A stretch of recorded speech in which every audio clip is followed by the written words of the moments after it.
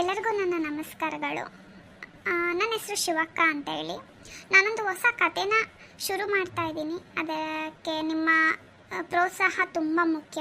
ಕತೆ ಇಷ್ಟ ಆಯಿತು ಅಂದರೆ ಲೈಕ್ ಮಾಡಿ ಮತ್ತು ನನ್ನ ಚಾನಲ್ನ ಸಬ್ಸ್ಕ್ರೈಬ್ ಮಾಡ್ಕೊಳ್ಳಿ. ನಾನು ಈಗ ಏನು ಕತೆ ಮಾಡ್ತೀನಿ ಅಥವಾ ಇನ್ನು ಮುಂದಕ್ಕೆ ಏನು ಕತೆ ಮಾಡ್ತೀನಿ ಅದೆಲ್ಲದನ್ನು ಕೇವಲ ಕಾಲ್ಪನಿಕವಾಗೇ ಇರುತ್ತೆ. ಬರೀ ಎಂಟರ್ಟೈನ್ಮೆಂಟ್ ಪರ್ಪಸ್ಗೋಸ್ಕರನೇ ಮಾಡಿರ್ತೀನಿ. ನೀವು ತಗೊಳೋದೂ ಅಷ್ಟೇ. ಇದು ಯಾವುದೇ ವ್ಯಕ್ತಿಗಾಗಲಿ ಅಥವಾ ಯಾವುದೇ ಸನ್ನಿವೇಶಕ್ಕಾಗಲಿ ಯಾವತ್ತೂ ಸಂಬಂಧಪಟ್ಟಿರೋ ಅಂಥದ್ದಾಗಿರೋದಿಲ್ಲ.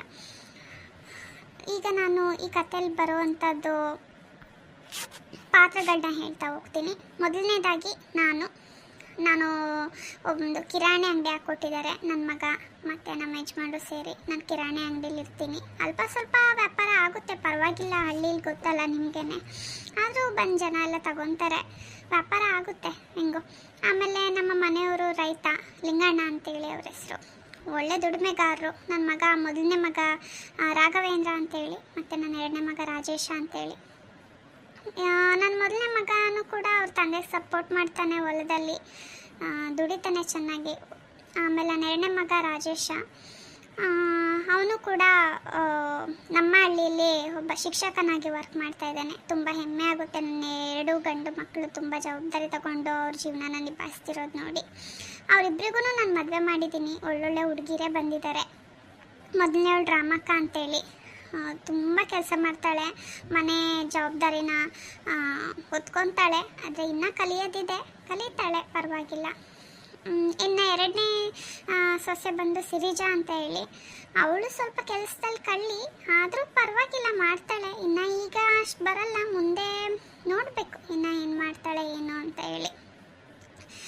ಸದ್ಯಕ್ಕೆ ಇಷ್ಟು ನನ್ನ ಮನೆ ಅದು ನಾನು ಹೇಳ್ತಾ ಇದ್ದೀನಿ. ಇನ್ನು ಹೋಗ್ತಾ ಹೋಗ್ತಾ ನನ್ನ ಪಾತ್ರಗಳ ಪರಿಚಯನ ನಾನು ಮಾಡಿಕೊಡ್ತೀನಿ. ಬನ್ನಿ ಕಥೆನ ಸ್ಟಾರ್ಟ್ ಮಾಡೋಣ. ಎಲ್ಲ ದೇವರ ಕೃಪೆ. ಶ್ರೀ ಗಣೇಶಾಯ ನಮಃ, ರಾಘವೇಂದ್ರಾಯ ನಮಃ, ಓಂ ದುರ್ಗಾಯ ನಮಃ. ಎಲ್ಲ ಒಳ್ಳೆಯದಾಗಲಿ. ದಯವಿಟ್ಟು ನನ್ನ ಚಾನಲ್ನ ನೋಡಿ ನನ್ನ ಕತೆ ಇಷ್ಟ ಆದಲ್ಲಿ ಒಂದು ಲೈಕ್ ಕೊಟ್ಟು ಸಬ್ಸ್ಕ್ರೈಬ್ ಮಾಡಿಕೊಳ್ಳಿ. ತುಂಬ ಧನ್ಯವಾದಗಳು. ಮಲ್ಲಿ ಹೂವ ಚಂದಾನು, ನನ್ನ ಹುಡುಗಿ ಚಂದಾನು, ಮಾತಾಡೋ ಮಲ್ಲಿ ನೀನಿ ಚಂದಾನು, ರೇಷ್ಮೆ ಸೀರೆ ಚಂದಾನು. ರೇಷ್ಮೆ ಸೀರೆ ಚಂದಾನೆ, ಆದರೆ ಕೊಡ್ಸೋರು ಇರಬೇಕಲ್ಲ. ನಮ್ಮ ಮನೆಗೂ ನಾನು ಕೇಳ್ತೀನಿ ನಮ್ಮ ಯಜಮಾನ್ರಿಗೆ ಒಂದು ರೇಷ್ಮೆ ಸೀರೆ ಕೊಡಿಸಿ ಅಂತ. ಆಮೇಲೆ ಸಾಂಗ್ ಕಂಟಿನ್ಯೂ ಮಾಡ್ತೀನಿ. ರೇಷ್ಮೆ ಸೀರೆ ಚಂದಾನು, ನನ್ನ ಹುಡುಗ ಚಂದಾನು, ನಿನ್ನ ಮೈಯ ಮೇಲೆ ರೇಷ್ಮೆ ಚಂದಾನು. ಅಯ್ಯೋ, ಇದಕ್ಕೆ ನಾನು ರೇಷ್ಮೆ ಸೀರೆ ಉಡ್ಕೊಂಡು ನಾನು ನಮ್ಮ ಯಜಮಾನ್ರು ಡ್ಯಾನ್ಸ್ ಮಾಡ್ತಿದ್ರೆ ಎಷ್ಟು ಚೆನ್ನಾಗಿರುತ್ತೆ. ಅದನ್ನು ಬೇಗ ಬರಲಪ್ಪ. ಇವಳು ಯಾಕೆ ಹಿಂಗೆ ಹಾಕ್ಕೊಂಡು ಅಡುಗೆ ಮಾಡೋದು ಬಿಟ್ಟು ನಿಂತ್ಕೊಂಡಿದ್ದಾಳಲ್ಲ? ಅಮ್ಮ, ಸೊಸೆ ಸೊಸೆ ಮುತ್ತು, ಈ ಕಡೆ ಸ್ವಲ್ಪ ಟರ್ನು.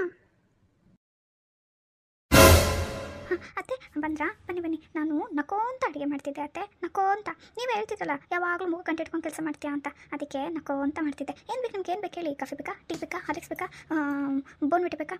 ನನ್ನ ಮಗನದು ಟೆನ್ಷನಿಗೆ ಮಾತೇ ಬರ್ತಿಲ್ಲ. ಟೀ ಕಾಫಿ ಕುಡಿಯೋ ಹೊತ್ತಲ್ಲ ಕಣೆ ಇದು, ನಾಷ್ಟ ಮಾಡೋ ಹೊತ್ತು. ಟೈಮ್ ಎಷ್ಟಾಗಿದೆ ಅಂತ ನೋಡಿದ್ರಾ? ಎಲ್ಲಿ ಅವಳು ನಿನ್ನ ತಂಗಿ? ಇನ್ನೊಂದನೇ ಅದ್ಭುತ. ಹಾಂ, ಎಷ್ಟು ಚೆನ್ನಾಗಿ ರೆಡಿ ಮಾಡಿದ್ದಾರೆ ನಮ್ಮ ಭಾವ. ದೇವ್ರ ಮನೇನ ಅಲಂಕಾರ ನೋಡಿ ದೇವರೇ ಎದ್ದು ಬರೋ ಥರ ಇದೆ. ನಾನು ಇದನ್ನು ಸ್ಟೇಟಸ್ಗೆ ಹಾಕ್ಬಿಡ್ತೀನಿ. ಸ್ಟೇಟಸ್ಗೆ ಹಾಕಿ ದೇವ್ರ ಮನೆ ಅಲಂಕಾರ ಬೈ ಮೀ ಅಂತ ಹಾಕ್ಬಿಡ್ತೀನಿ. ಆವಾಗ ನೋಡಿ ಲೈಕ್ ಮೇಲೆ ಲೈಕ್ ಬರುತ್ತೆ.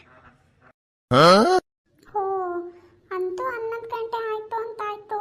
ನೀವು ಅಡುಗೆ ಮನೆಗೆ ದಯ ಮಾಡಿಸೋದೆ ಆ ಟೈಮಿಗಲ್ವೇ?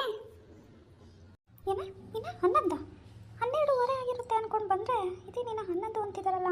ಅಯ್ಯೋ, ಈಗ ಹಂಗಾದ್ರೆ ನಾಷ್ಟ ಮಾಡಿರೋ ಮುಸ್ರೆ ಎಲ್ಲ ನನ್ನ ಮೇಲೆ ಬಿತ್ತು. ದೇವ್ರೇ, ಇನ್ನೂ ಸ್ವಲ್ಪ ತಲ್ಲೇ ನಿಂತ್ಕೊತಿದ್ನಲ್ಲಪ್ಪ. ಅಯ್ಯೋ, ಇದೇನು ನೆಲ ಎಲ್ಲ ಎಷ್ಟು ಕೊಳಕಾಗಿದೆ. ಅಯ್ಯೋ, ಪಾತ್ರೆಗಳೆಲ್ಲ ಹಿಂಗೆ ಬಿದ್ದಿದ್ದಾವೆ. ಇದನ್ನೆಲ್ಲ ಅನ್ಕಲ್ಲ ಮಾಡೋಕೆ ಹಚ್ತಾರೆ. ಈಗ ನನಗೆ ಗೊತ್ತು. ಯಾಕೆ ಇಷ್ಟು ಬೇಗ ಬಂದೆ ನಾನು? ನಾವಿಬ್ರು ಗುಂಡ್ಕೊಳ್ತಾರ ಹಿಂಗೆ ನಿಂತಿದ್ದೀವಿ. ನಿನ್ನ ಬಗ್ಗೆ ನಮ್ಮ ನೋಡ್ತಿದ್ಯಾ? ಅದಾ, ದೇವ್ರ ಮನೆಯಿಂದ ಬನ್ನಲ್ಲ ಅತ್ತೆ. ನಿಮ್ಮ ಕಾಲಿಗೂ ಹಂಗೆ ಬಿದ್ದು ಆಶೀರ್ವಾದ ತಗೊಳ್ಳೋಣ ಅಂತ ನೋಡ್ತಾ ಇದ್ದೆ. ದೊಡ್ಡರ ಆಶೀರ್ವಾದ ರಕ್ಷೆ ಅಂತ ನೀವೇ ಹೇಳಿದ್ರಲ್ಲ ಅತ್ತೆ, ಅದಕ್ಕೆ. ಮಲ್ಲಿ ಮಂಚು ಕಾಲೆಷ್ಟು ಅಂದರೆ 3 ಮತ್ತೊಂದು ಅಂದ್ರಂತೆ. ಯಾರೋ 7 ಅಂತವ್ರೆ. ಆಶೀರ್ವಾದ. ನನಗೆ ಗೊತ್ತೇ, ನೀನಲ್ಲಿ ಬಿತ್ತಿರೋ ಬಾಂಡ್ಲಿ ಅವನ್ನೆಲ್ಲ ನೋಡಿ ತೊಳಿಬೇಕಾಗುತ್ತೆ ಅಂತ ನಿಂಗೆ ಆಡ್ತಿದ್ಯಾ ಅಂತ.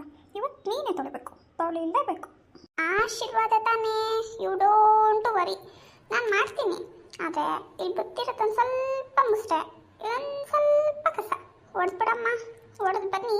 ನಿನಗೆ ಫಸ್ಟ್ ಆಶೀರ್ವಾದ ಮಾಡ್ತೀನಿ, ಆಮೇಲೆ ನಿಮ್ಮ ಅಕ್ಕಂಗೆ ಆಶೀರ್ವಾದ ಮಾಡ್ತೀನಿ. ಏನಂತೀಯ? ಇದು ಇವತ್ತಿನ ಎಪಿಸೋಡ್. ಇನ್ನು ಮುಂದಿನ ಕಥೆನ ನಾನು ಮುಂದಿನ ಎಪಿಸೋಡ್ಗಳಲ್ಲಿ ತೋರಿಸ್ತೀನಿ.